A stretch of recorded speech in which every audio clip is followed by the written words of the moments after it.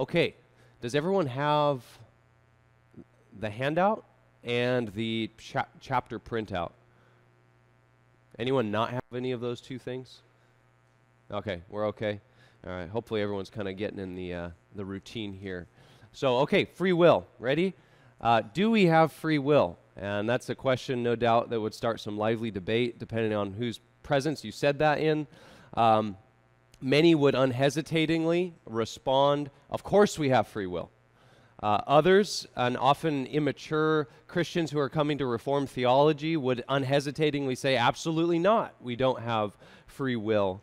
But our Reformed Baptist forefathers, the authors of the confession, clearly taught something, as the title of chapter 9 indicates. They clearly taught something and believed something called free will. And I've got this on the front of your handout. This is so important for us. It's vital. The first thing we need to do when we start to discuss this subject of free will is to define what we mean and what we don't mean by free will. Frivolous debates have gone on. They continue to go on. They probably will forever go on, simply because no one stops to actually define what exactly they mean when they say we have free will, what they don't mean. And so people just continue to talk past one another, and we really don't make much progress because we never actually make clear what we mean. So in this regard, the writers of the confession are very wise in the way that they've laid out chapter 9. This has 5 paragraphs, and the first paragraph gives us a definition, an overarching definition of human freedom, what we mean by free will. And then paragraphs 2 through 5 then explain how this freedom functions in man's various states, the state of innocence, sin, the state of grace, and state of glory.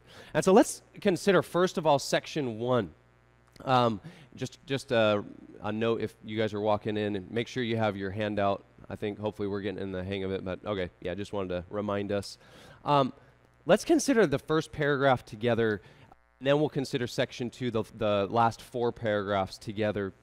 What did the writers of the confession mean by free will? It's important to understand that they meant something very specific. They had something very specific in mind. If you read paragraph 1 with me, they define free will as this. They say, God has endowed human will with natural liberty and power to act on choices so that it is neither forced nor inherently bound by nature to do good or evil. In short, to summarize what that is saying, it is saying that God has given man the ability to act upon choice. In other words, if you want a simple definition of what free will means in Reformed theology, it means that we as human beings have the ability to do what we want to do. We have the ability to do what we desire to do and act upon our desires. These words are very important for us to understand. Waldron, I think I've got this quote in there. He says, man's choices are not determined by factors external to their free personal identities and moral natures. To put it in short, we are free to do what we want to do. We do what we desire to do. The confession cites Matthew 17, verse 12 to defend this, a verse that we would probably just read, skip over, wouldn't really think of the significance of it. Read with me Matthew 17, verse 12. This is Jesus speaking. He says, but I tell you that Elijah, speaking of John the Baptist, Elijah has already come, and they did not recognize him, but did to him whatever they pleased. So also the Son of Man will certainly suffer at their hands. Now, notice those 3 little words, whatever they pleased. And Jesus is speaking here of John the Baptist, and what he's saying is when Herod and his cruel household and his guards decided not only to imprison John, remember that John was speaking out against Herod's unlawful marriage, and so Herod and his household decide to not only imprison John, but eventually they decide to have him beheaded. And Jesus is saying that when they did all these things, they were doing exactly as they pleased. They were doing whatever they pleased. What that means is that they weren't forced, right? They weren't coerced from anything outside of them to do what they did. None of them were saying, and this is somewhat of a funny illustration, but none of them were saying as they were doing these things to John the Baptist, man, I really wish I could actually treat John nicely right now, but there's something external to me forcing me to do what I'm doing to John the Baptist. That's not happening. That doesn't happen. James 1:14 is a second text that the confession cites here. James 1:14 says, but each person is tempted when he is lured and enticed by his own desire. Okay, so going back to the example of Herod and his household and John the Baptist, why did they do what they did according to James? According to James 1:14, they did what they did because they desired to do so. And in this case, it was their sinful desire, produced by a sinful and corrupt nature, that made them harm John. We're going to see this in paragraph 5. For the saints in glory, when we're glorified and translated into a state of glory, we will always do good because we will have perfected natures. We will have perfected desires. But the general principle that the confession is laying down here is that we always, whatever state we find ourselves in, whether it be a state of innocence, state of sin, state of grace, state of glory, we always act freely upon what we desire to do. And that is a basic understanding and definition of what it means to be free. Now, these things are very practical. I don't know how many of us got the email I sent out this week regarding our Going Deeper class this morning, but oftentimes the discussion of free will is totally taken out of why it's actually practically important for us to understand, and it just kind of spirals into debate, and everyone just walks away frustrated because no one really comes to the other side. These things are very practical, and they have many practical implications for us. One of them that I want to stress is that this basic freedom that the confession lays out here is the foundation of human responsibility and accountability before God. And that is an accountability that the Bible teaches from cover to cover. And sometimes you hear well-meaning Christians, often those who are new to Reformed theology, they'll say things that totally deny any sort of freedom and any sort of freedom of will or acting upon our choices. And though they're well-meaning in what they're trying to get across probably, and they're probably still working through things, they're actually denying the very basis upon which God holds all men accountable and upon which God will finally judge humanity. If man does not have this natural ability to act upon what he desires to do, if really everything we do is coerced by something outside of us, even though we wish we could do something different, we can't actually be held accountable for those things because we're not participating in them freely. Now, another thing I want to stress here, I'm not sure if I put something in here in your handout about this, but in saying that we are free to act upon our choices, we're not saying that man is not still subject to God's sovereignty. Okay, none of what I've said so far is deny what we've already seen in chapter 3 on God's decree, chapter 5 on divine providence. None of what we're saying and what I've said thus far is denying that God has decreed all things, including the free choices of men. None of this is to deny that God is governing the world, that he is governing every willful decision that is made by humanity. And there's mystery here. And this is where we need to I've said this before, a lot of growing in the Christian faith and Christian life is getting more comfortable with mystery. And it's growing more comfortable with realizing when we're contemplating God and his ways, we are going to constantly bump up against a fence where we can go no further and where we can explain no further how this really works. And one of the things that comforts me to tell me that I'm not just kind of going down some weird rabbit trail that's unbiblical is that this is exactly the mystery and exactly the fence that the Apostle Paul bumps up against in Romans chapter 9. And you can read that later in your own time. But this is a mystery I don't claim to be able to explain and answer. How does God decree all things, including our free choices? How does he even turn our wills, as Proverbs 21 says, as a river? And yet he still finds fault in holding man accountable. Paul's answer to that question is not to give a philosophical answer and explanation. Paul's answer is, who are you, O man, to answer back to God? And I really think that what Paul is stressing when he says that is basically bow down and accept the mystery. You are a man, you are a creature, you are not the one who gets to question how God does what he does. God is the one who gets to declare to us who he is, how he acts, and our part is to accept the mystery and to stop there. So that's paragraph 1. That's a definition. We could obviously go into much more on that. I want to move on to section 2. And section 2 then now takes this definition of paragraph 1 and it applies it to the 4 states of man. A state of innocence with Adam and Eve, a state of sin, which we all are born into, a state of grace, which we experience when we're converted, and then the state of glory, when God completes our sanctification and brings us either to himself or when Christ returns. So look at paragraph 2 with me. And let's consider just briefly the state of innocence. Paragraph 2 says that humanity in the state of innocence had freedom and power to will and to do that what was good and well-pleasing to God. Yet this condition was unstable so that humanity could fall from it. Now, the state of innocence, it's important for us to understand, is unique. We're not born into a state of innocence. Adam and Eve only, them alone, experienced the state of innocence. Look at Ecclesiastes 7:29. I've got it in your handout. Solomon writes, "See, this alone I have found, that God made man upright." I've said it before, but God doesn't mean when he says upright there that God made man to stand on all, like 2 feet instead of on all fours. That's not what he means. He means morally upright. God made man morally upright, but they have sought out many schemes. Okay, that's an important thing for us to understand. Adam was endued at creation with the ability to will and to do that which was good and well-pleasing to God. And we're talking about moral ability here, the ability to choose to do good. Adam did not disobey God because God created him in such a way that he couldn't obey. This was a unique state that Adam was created in. He was upright, he was created in righteousness, and he had the ability to continue in that state, the confession says. But it also tells us and reminds us of what we've already seen, that this was a probationary period, right? This was a period of testing for Adam, and that he was mutable or unstable or changeable, and that he could also choose to disobey God, and he could also choose to rebel.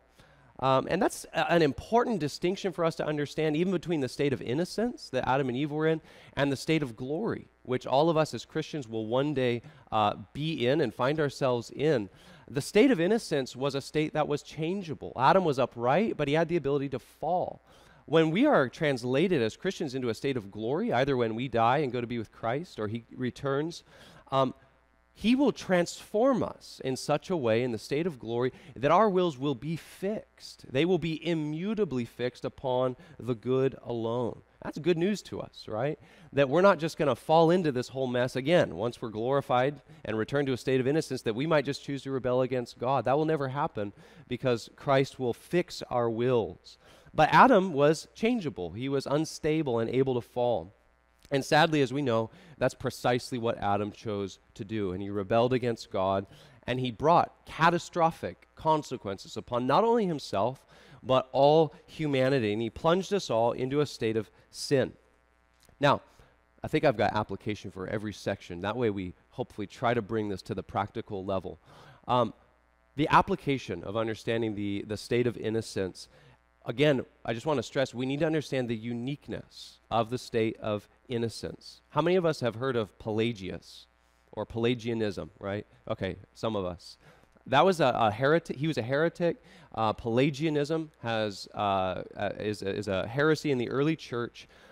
Pelagius made the mistake of believing that all of us, when we're born, are born into the same exact state and condition as Adam was created in, a state of innocence and uprightness.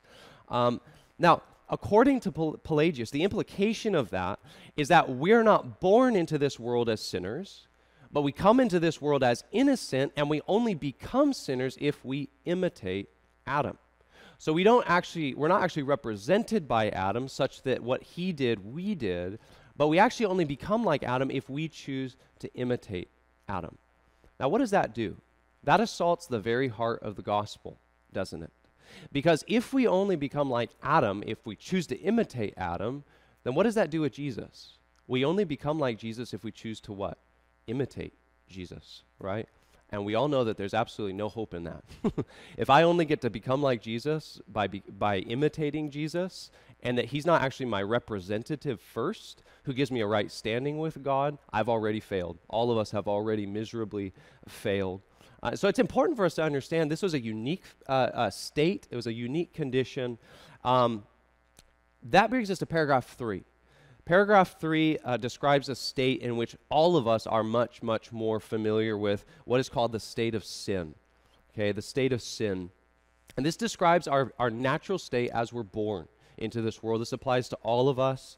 And contrary to much of modern psychology, and sadly even what you hear in a lot of churches, we are not born in a state in which we are basically good. We're not even born into a state in which we are neutral, but we are, according to the Bible, born into this world as rebels against God. Romans chapter 1 calls us haters of God by nature. Ephesians 2 says that we are born dead in trespasses and sins. We are born unresponsive to God. We are dead. Now, the confession here doesn't exactly tickle our sense of pride, doesn't it? Or does it? It doesn't tickle the spirit of our modern age that wants to say, you can be whatever you want. You can do whatever you want. You are whatever you think yourself to be. But rather, the confession humbles us at this point, just like the Bible humbles us at this very point. And it describes our natural state as being a state in which we are totally unresponsive to God, totally unable to set ourselves free from our enslavement to sin. And it paints us in this picture of absolute inability.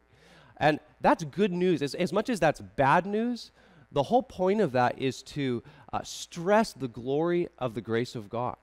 The lower condition that we find ourselves in by nature, the more the wonder of the gospel shines, doesn't it? Like a diamond that shines against a black backdrop. And really, that is a magnificent thing, that as we are humbled in these doctrines, it should stir us up to doxology, to glorify God for what he has done. He's not just saved us from a state of kind of being sick and being a little bit bad. He has utterly redeemed us from a state of being in the pit. And we didn't want him, and yet God in his grace changes our hearts and draws us to himself.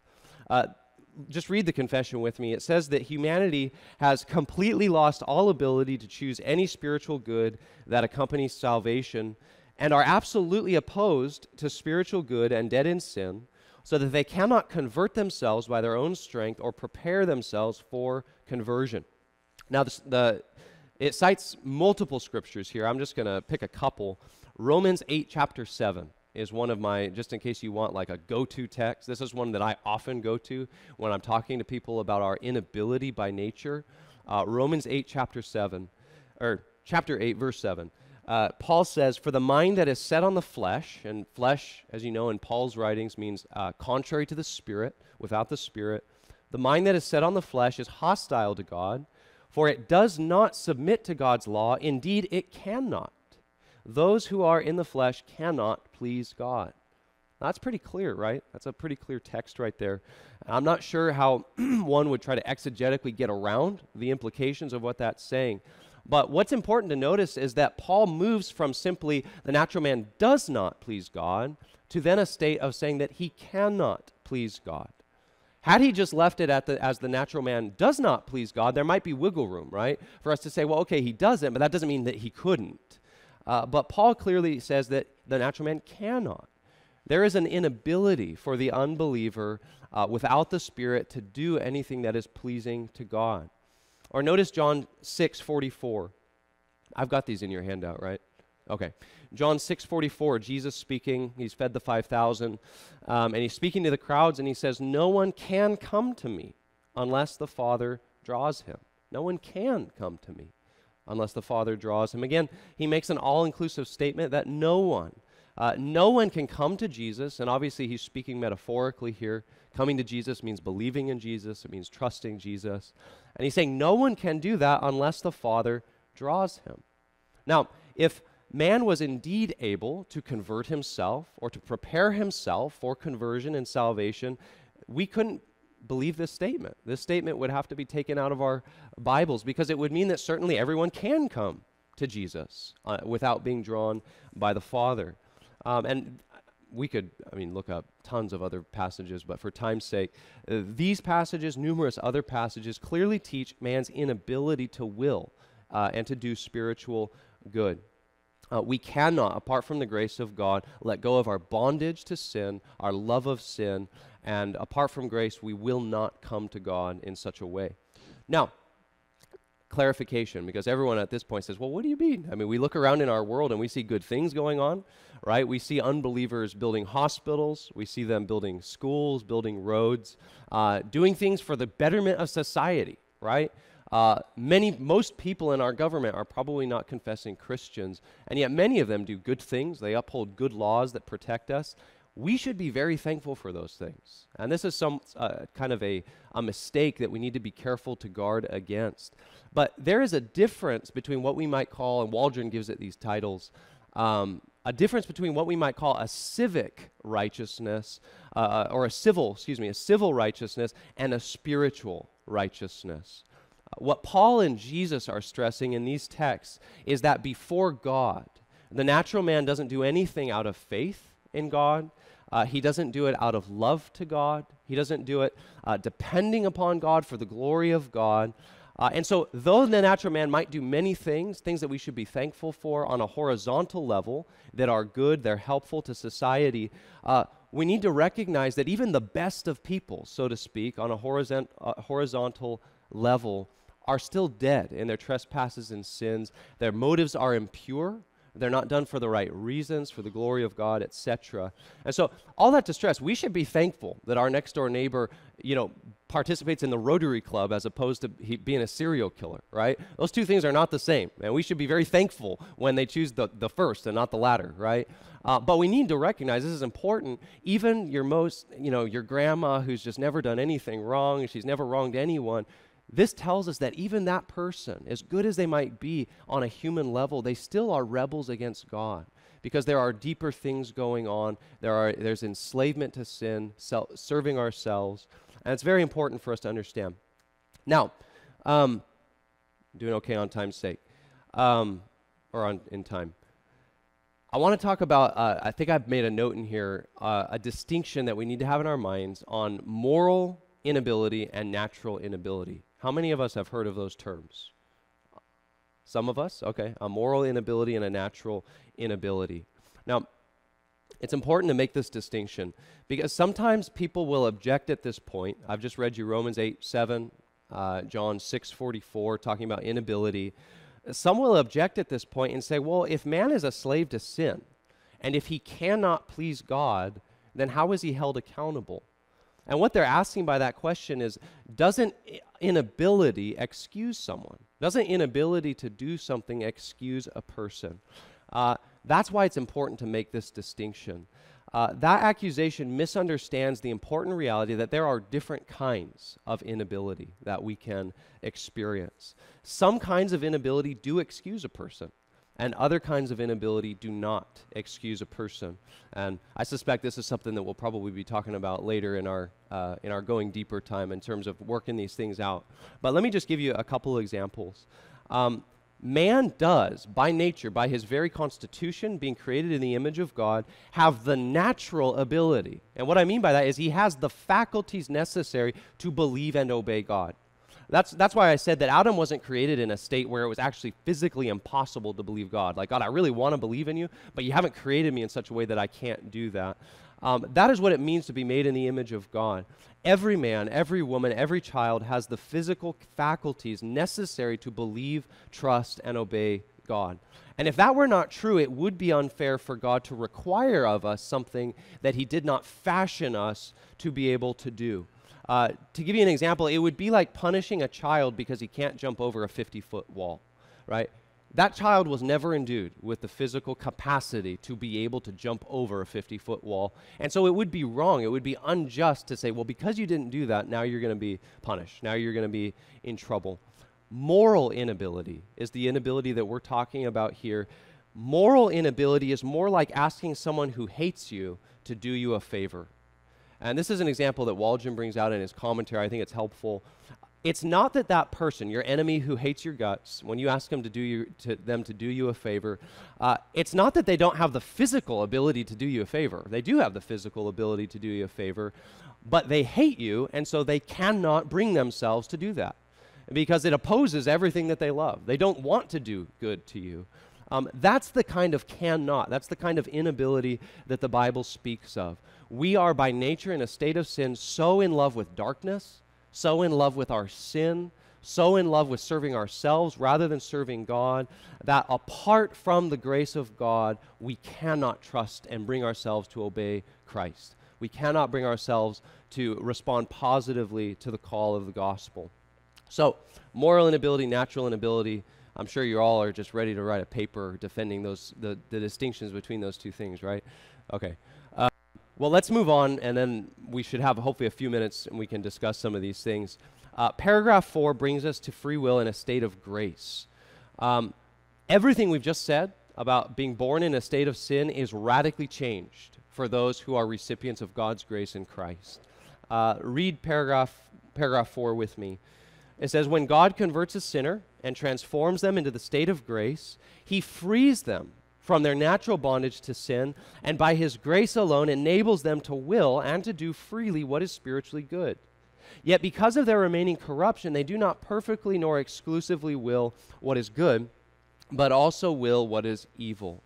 And so, though God would have been perfectly just to leave all of us in a state of sin, in our state of inability, and to allow us to run our course towards eternal punishment and condemnation, God, in his infinite mercy, his abundant love, according to the confession, converts sinners and transforms them into a state of grace. And that should amaze us.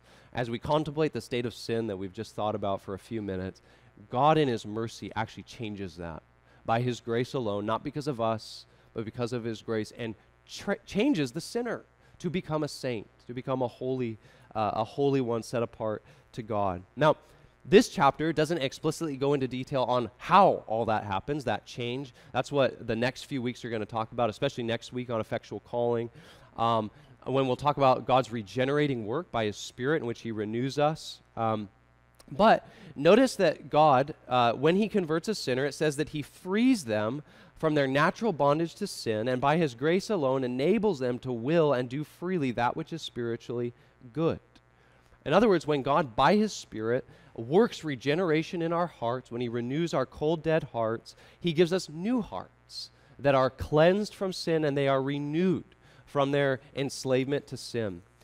Consider Colossians 1:13. Paul says, speaking of God, he has delivered us from the domain of darkness and transferred us into the kingdom of his beloved Son. Now, deliverance is a very important word there. When God converts a sinner, there is a deliverance from the domain of darkness. Now, think about that word domain. The terminology comes from the word dominion. You know, they're related. When you live under someone's domain, what does that mean? It means that you live under their rule, doesn't it? It means that you are subject to their authority, that it governs you. When we are converted, we are transferred out of the domain of Satan's darkness, out of the domain of our slavery to sin, and we are given a new master. We enter into a new domain, the domain of Christ, Christ's kingdom. He is now our master. We become citizens of a different kingdom, now a kingdom of righteousness, not a kingdom of darkness. Our wills are no longer only able to sin. We're no longer in bondage to sin. But we have been freed by the grace of God and by the power of his Spirit, as the Spirit dwells in us, to actually now do what is pleasing in God's sight. Jesus in John's Gospel, John chapter 8 here, says something very similar. Read John 8 with me here. Jesus answered them, "Truly, truly, I say to you," he's speaking to the religious leaders here who have been giving him a hard time, as they often do. He says, "Truly, truly, I say to you, everyone who practices sin is" what? "A slave to sin. The slave does not remain in the house forever, the son remains forever. So, if the son sets you free, you will be free indeed." This comes in the context of speaking, telling the Pharisees that they were of their father, the devil. You could see that in just the previous, or a few verses later in verse 44. Being of their father, the devil, is a very similar language, very similar imagery that Paul uses of being in the domain of darkness. Everyone who sins is in bondage to sin. But Jesus says, if the Son sets you free, and Christ is obviously the Son in this picture, if the Son sets you free, you will be free indeed. And one of the most glorious aspects of the gospel and the most glorious aspects of our union with Christ, something that I think is often missed, not understood in our day, is that when we are given union with Christ and when we're converted and we're saved, we are not only freed from our guilt, the guilt of our sin, but also the power of sin in our lives and in our hearts is broken definitively. Wayne Grudem, I didn't put this in there because I didn't have room in your handout. He says that a definite moral change occurs in our lives at the point of regeneration. This initial moral change is the first stage in sanctification. He says this initial step in sanctification involves a definite break from the ruling power and love of sin, so that the believer is no longer ruled or dominated by sin and no longer loves to sin. And that's a glorious truth we see all across the New Testament. We see it in the Old Testament as well. And it's something that's critical for us as Christians to understand. I think, and I've seen many struggles in sanctification as Christians are struggling with their remaining corruption and their indwelling sin, is that we often have low views of what God has actually done in our lives.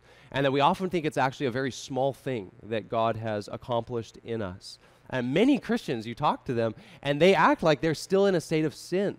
And they'll act like, I'm nothing but a no good sinner. I just can't please God, no matter how hard I try. There's nothing that I can do, and I can never gain victory in killing sin, and on and on. But Paul actually calls every Christian in Christ a new creation, right? We are created new. He says the old things have passed away, and the new has come. If we're in Christ, all of us who are in Christ this morning, we're not only forgiven of our sin, but we're also now enabled by the power of the Spirit to put sin to death in our lives. The Spirit helps us to put on righteousness and to put to death what is earthly in us. But the confession gives a very needed qualification. It says that even in a state of grace, even though we have the bondage to sin has been broken, we are not yet glorified. We're not yet perfected. And this is something that we'll just never be able to escape as long as we are in this body, unless Christ returns. This is a contradiction that we will have to live with in our own lives, the remaining corruption, and yet the indwelling of the Spirit that frees us to do what is pleasing to God. When we become a Christian, we are enlisted in a war against sin. And that is a war that will plague us until we go to glory, or until Christ returns in his glory. And in one sense, that's discouraging because it tells us, hey, as long as I continue to live, this is not going to go away. This is always going to be reality for me, and I'm going to continue to fight every day the temptations of sin, indwelling corruption, the temptations of the world, of the devil. But in another sense, it's encouraging because it tells us that the struggle with sin in the Christian life is normal, right? It is actually to be expected. And often many Christians struggle with assurance because they think that, man, I've been a Christian for 5 years, I've been a Christian for 10 years. Certainly I should have achieved some sort of almost sinlessness by now, right? And certainly that sin that plagued me since I was converted should have been just done and dusted, and I should never have a temptation again. That's not how the Bible describes sanctification. It's not how the Bible describes the reality of remaining corruption. And it reminds us and encourages us that even as mature Christians, as we continue to grow, Lord willing, in the grace of Christ, the mature Christian life is not a life that is sinless. It is a life that grows more and more engaged in the fight against sin. That's what Christian maturity looks like. It looks like being quicker to fight sin, being quicker to turn to God in prayer, being quicker to set up guards, to learn from previous falls, previous temptations. It doesn't look like I've arrived. That day is not going to come until paragraph 5. And that's the last thing I want us to consider. And maybe I'll just give some brief statements because we're kind of coming close on our close time here. But there is coming a day for all of us who are in Christ in which that war, that contradiction will come to an end. And the church militant, as we're sometimes called, the church on the earth, we're in the military, will become the church triumphant, right? We will become the church at rest in glory. I'll give you just one scripture here, and then just make a comment and we can be done here. But look at Hebrews 12, 22, and 23. I put that in your handout, I think, didn't I? Hopefully. Yeah, it's there. Look at this. This is an amazing glimpse. We don't get many of these in the New Testament, but we get a glorious one here in the book of Hebrews. The writer says, "But you," speaking to the church, "you've come to Mount Zion and to the city of the living God, the heavenly Jerusalem, to innumerable angels in festal gathering, and to the assembly of the firstborn who are enrolled in heaven, and to God the judge of all, and to the spirits of the righteous made perfect." Another translation says, "of just men made perfect." I just went to a memorial yesterday of a dear brother of mine from Emmanuel, 82, name was Joe, sweet man, loved him. He went to glory about almost 2 weeks ago, Monday morning after Sunday 2 weeks ago, he went to glory in the middle of the night. Joe is now amongst the souls of the righteous made perfect. That is where he is right now. He is in the presence of Christ, in the presence of God, and he doesn't have a body. That's why it says the spirit's here, the soul. His body is now in the ground, and it's awaiting the day of resurrection when his perfected soul will be reunited with his perfected, glorified body. But right now, he is experiencing perfection in the presence of Christ. And part of that perfection means moral perfection. Joe's no longer battling temptation. Joe's no longer battling struggles with sin. A day that we all look forward to as Christians. But I'm just going to stop there. But what a glorious hope that gives us and reminds us. That's what we're looking forward to. And in the new heavens and the new earth, our perfected soul, created in righteousness, is going to be perfectly reunited to a body that's never going to die. It's going to be glorified, perfected in strength, perfected in desire. And we will forever live in a state of fixed glory. Again, I mentioned it earlier. We will not accidentally or on purpose accidentally fall into this thing again that Adam brought us into, because our wills won't be mutable like Adam's wills. They will be fixed by God's power, and he will hold us for all eternity so that this will never happen again, and we will forever dwell in the presence of Christ, praising him for his grace, praising him for the reality that this is a reality that we, by the grace of God, get to experience. So let me stop there. We've got 5 minutes for discussion and questions. Free will is one of the easiest subjects to deal with, right? And yeah, I'm sure there are question marks going up all over the place. We do have our Going Deeper course, just to remind everyone we can open up some of these things more deeply. But any questions or comments, clarifications, anything anyone might have?